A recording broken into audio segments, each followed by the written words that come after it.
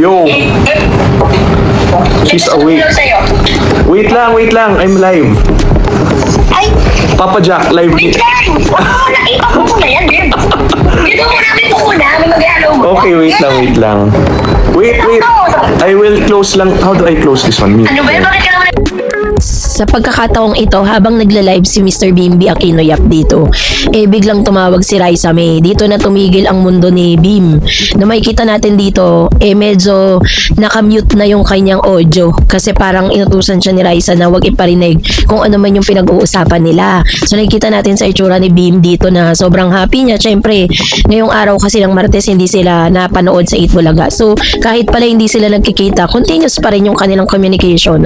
At hindi rin po totoo, ito yung nagdidepang sa mga issues na meron silang tampuhan at may silosang nagaganap dahil still ay may kita natin na magkasundo pa rin silang dalawa. Pero nakakatuwa lang kasi kailangan talagang i-mute at hindi pwedeng iparinig kung ano man yung mga personal nilang pinag-uusapan dito. Kaya tingnan nyo, bigla tayong iiwan ng live. O diba? Wala na siya. Umalis na. Nakalimutan niya na nagla-live siya.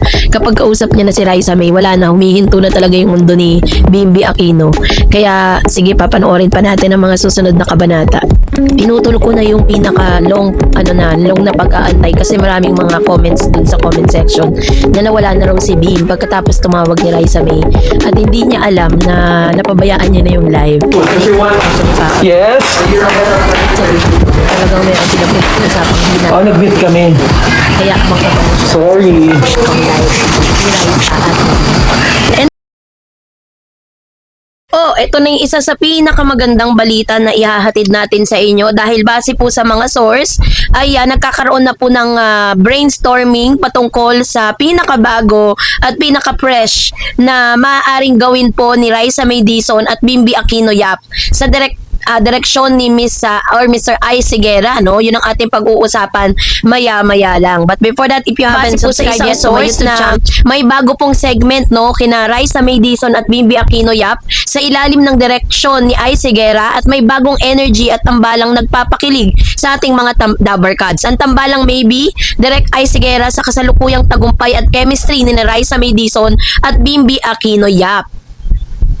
Isang malaking usap-usapan ngayon sa mundo ng Philippine television at social media ang mga napapabalitang bagong kaganapan sa pinakamatagal na noontime show sa bansa, ang Itbulaga. Matapos ang trending na muling pagtatagpo at panauhing pag-host ni Bimby Aquino sa programa ay patuloy ang mga haka-haka at pananabik ng publiko sa muling pagbuhay ng isang iconic celebrity interview segment. Sa pagkakataong ito, tampok sina Raisa May Dizon at Bimby Aquino Yap. Ito po ay sa pamumuno at malikhaing direksyon ng batigang artista at kasalukuyang direktor ng Itbulaga na si Ai Sigera. Ang proyektong ito ay nagatid ng bagong sigla sa mga manonood. So dahil po dyan, if you remember, nung bata pa po si Miss Raisa May, meron po siyang show na Raisa May Show at isa sa mga napapabalita at maingay at maugong dito po sa SOCMED dahil po sa mga social media, lagi pong social media trend, popular now lagi itong si Bimby at saka si Raisa. Sabi nga po ng kasabihan, strike while the iron is hot.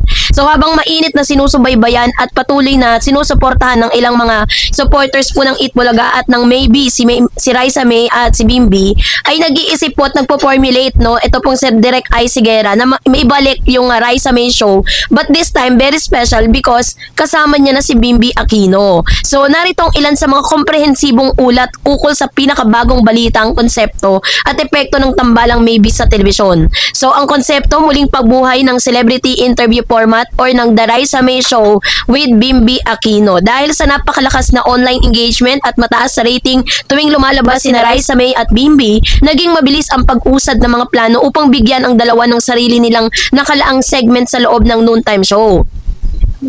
Kung saan ay tampok ang bagong segment na co-hosting setup, hindi na lang mag-isa si Raisa tulad ng mga nakaraang solo talk show format. Kasama na niya ngayon si Bimby bilang co-interviewer sa mga kilalang bisitang personalidad. Celebrity Spotlight, nakatuon ang segment sa pag-interview sa mga pinakasikat na artista, pampulitikang figura at trending personality, natural at bibo na Q&A. Pinagsama ang wit at likas na Ingleserong style ni Bimby na nagbibigay kakaibang balanse sa mga panayam. Si Direk Ice Higuera at ang malikhaing vibe ng show bilang direktor ng programa ay buong pusong sinusuportahan si Ice Higuera ang potensyal at natural na komedya at chemistry ng dalawa. Sa mga nakaraang panayam, inihayag ni Direk Ice ang kanyang kagalakan sa tuwing mapapanood ang pakikipag-interact ni Raisa May at Bimbi sa screen. So sa ilalim po ng direksyong ito ni Direk Ice ay nakatutok sa natural na asaran at pagpapakita ng tunay na pagkakaibigan at unscripted kilig moments. Yung format po niyan is yung parang mas modernong talakayan na bagay sa mga kabataan at pampamilyang manonood ng Gen Z at Millennial. At Gen X, no, energy sa set, masayahin, relax at nagbibigay ng spasyo sa dalawa upang mas yung improvisation sa gitna ng live broadcast. Ayon sa mga obserbasyon sa production team, ang pagmamahal nila Direk Ice ay nagbibigay ng kumpiyansa kina Raisa at Bimbi upang mailabas ang kanilang pinakamagandang version bilang mga host. Ang pagsiklab ng tambalang Maybe ay nagsimula ang lahat ng maging panauhin nga si Bimbi, di ba, sa Itbulaga kamakailan. Ang simpleng guesting ay mabilis na lumago at naging lingguhan at regular na partisipasyon dahil sa matinding pagtanggap ng mga manonood. Pero bakit nga ba nag-viral ang Maybe? Siyempre meron silang tinatawag na opposite attract. Kaya talagang base po dun sa mga comments and engagement na natatanggap po nila, dahil po dun sa kanilang opposite attraction, talagang bagay na bagay silang magkaroon ng sarili nilang show kung saan ay bubuhayin muli. Kasi sa ngayon parang hindi na masyado yan sa television Marami po niyan sa social media like yung mga talk shows, interviews, diba? At yung bago ngayon sa mga YouTube na nag-uusap lang kayong dalawa out of nowhere kahit anong mga yung topic, 'di ba?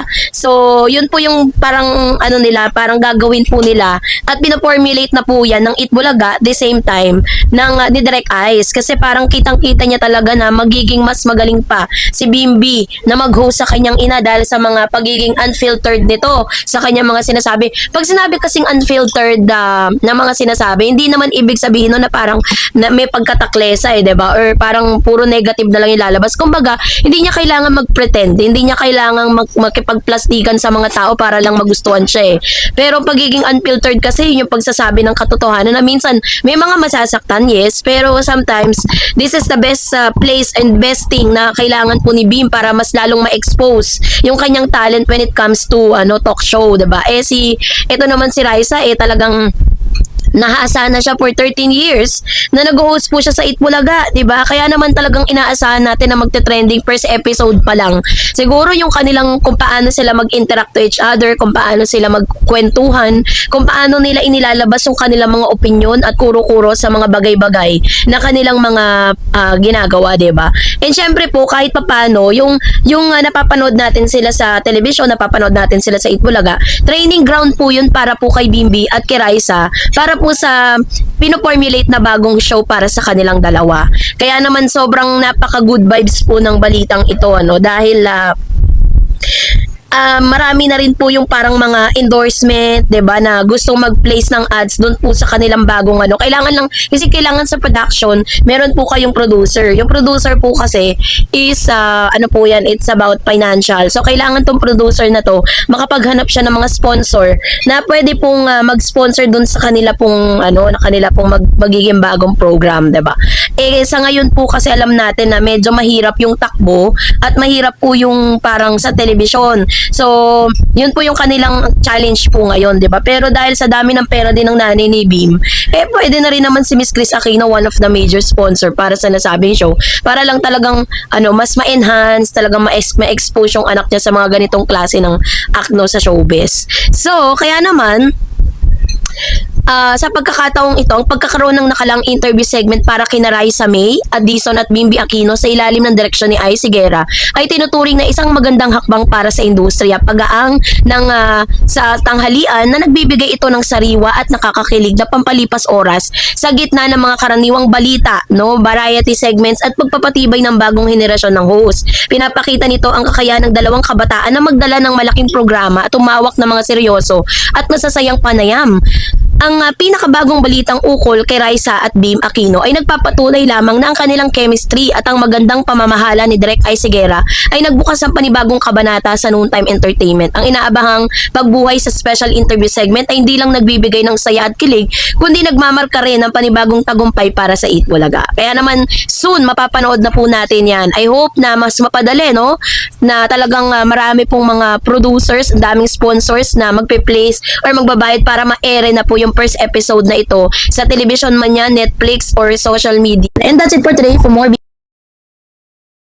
ang lala ng reaksyon ni Raisa May Dizon at Mr. Bimby Aquino, no, dito po sa mga balitang naglabasan ngayon, dahil may mga chika na tila baga parang tinaob netong si Raisa at si Bimby or Tambalang maybe ang ilang mga bagong Gen Z love team sa Pilipinas. So dahil dito aalamin natin kung ano yung mga factors kung bakit sila po ay mas umarangkada ng at talagang mas mabilis yung kanilang pagsikat kesa po dun sa mga love teams na meron ngayon, no? Yan ang ating pag-uusapan maya-maya lang. But before that, if you haven't subscribed yet to my... So, isa sa pinakamalaking tanong ngayon sa mga Gen Z love team, kung bakit mas nauna pa na talagang mas naunang sumikat si Raisa May Dizon, ang tambalan ni Raisa at Bimby Aquino, kesa sa mga bagong Gen Z love team sa Pilipinas. Kasi kung sisuriin natin, hindi natin kailangan ng pilit na script o gawa-gawang rom-coms troops. Kapag ang chemistry ay nagmula sa tunay na pinagsamahan at kasaysayan, ang publiko mismo ang mag-aangat sa inyo. So yun ang nakikita natin sa kanilang dalawa. Isang pampelikula at pang telebisyon na pagsusuri sa bagong tambalang maybe sa Eat Bulaga sa kasalukuyang tanawin sa industriya ng Philippine entertainment na tila nagkaroon ng malaking pagbabago sa pamantayan ng paglikha ng isang love team. Habang ang mga malalaking networks at talent agencies ay nagbubuhos ng milyong-milyong piso upang magbuo, mag-train at mag-promote ng mga bagong Gen Z love team gamit ang modernong marketing at social media hype, isang hindi inaasahang tambalan ang nagpayanig sa buong bansa, ang tambalang maybe ni Raisa May Dizon at Bimby Aquino Yap. Nang muling magtagpo si Raisa May at Bimby sa Eat Bulaga noong June 2026 para sa kaarawan ng actress host, agad na nag-viral ang kanilang mga eksena. Mula sa pagreregalo ni Bimby ng kwintas hanggang sa pampublikong biro ni Chris Aquino na tinawag pa si Raisa bilang kanyang future daughter-in-law, ay naging mabilis ang pag-angat ng dalawa at ayon sa mga kritiko at showbiz analyst, tinaob ng maybe ang tandem ng maraming modernong Gen Z love team ngayon. Ngunit ano nga ba ang nakikita ng madla kina Raisa at Bimby? Bakit mas mabilis at mas natural ang kanilang pag-angat kumpara sa ibang artista na kanilang ng henerasyon, ano? Kasi kung susuriin po natin at kung titignan natin, ang maybe kasi is organic at unscripted chemistry. Ang Aldab effect sa bagong henerasyon, ang pangunahing dahilan kung bakit mabilis na pumatok ang tambalang maybe ay ang tinatawag na authenticity or pagiging totoo. Ang karamihan sa mga Gen Z love team ngayon ay dumaan sa matinding workshop, nakaplano ang bawat galaw sa social media, talatang idinidirect sila ng mga publicists upang magmukhang sweet. Yun yung tinatawag na traditional Gen Z love team. And syempre, meron din tinatawag na screen test, scripted moments, manufactured hype, or maybe tandem, shared history at natural banter and organic viral phenomenon. Sa kaso ni Raisa May at Bimby, walang pilit, no, acting ang kailangan, mga palitan ng hirit sa Eat Bulaga tulad ng mga asaran sa height, mga nakakakilig na kantahan ng Maybe This Time at mga hiritan sa Bulagaan University ay pawang mga spontaneous at unscripted. Yan po ay isa sa mga sinabi ni Direk Ice, no, during the interview sa Manila Bulletin, na lahat na nakikita natin kay Bimby at saka kay Miss Raisa May, lahat po yun is hindi po yun scripted, lahat po yun is sa kanila mismo nang gagaling. No, pagkakahawig sa Aldab phenomenon, ipinahambing ng maraming fans at entertainment columnists ang maybe sa naging pagsabog ng Aldab or Alden Richards at Maine Mendoza noong 2015. Tulad ng Aldab, ang chemistry ni Raisa May ay aksidenteng na-discover ng mga manonood ng live TV at hindi tinulak ng isang boardroom decision. So, syempre, meron din silang tinatawag na shared history na publiko. Hindi tulad ng mga bagong pasok na Gen Z actors na kailangan pang magpakilala ng publiko sina Raisa May Dizon at Bimby Bimbi ay lumaki sa harap ng mga kamera ng kanilang Pilipino. Saksi ang bansa sa kanilang paglaki. Nakita ng publiko ang kanilang kabataan mula sa pagiging paboritong child star noong 2013 hanggang sa maging ganap na dalaga at binata ngayon, ang growth factor. Ang mas madaling makipag-connect ang mga manonood sa mga artistang may malalim na pundasyon sa kanilang alaala.